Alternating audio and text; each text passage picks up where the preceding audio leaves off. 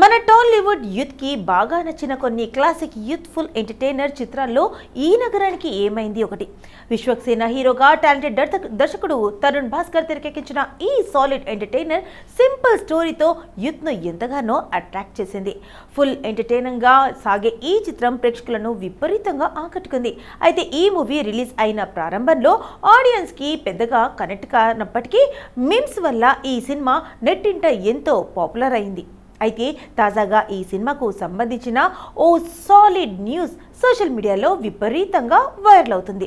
త్వరలోనే ఈ cinema sequel రూపొందించేందుకు makers సిద్ధంగా ఉన్నట్లు తెలుస్తుంది.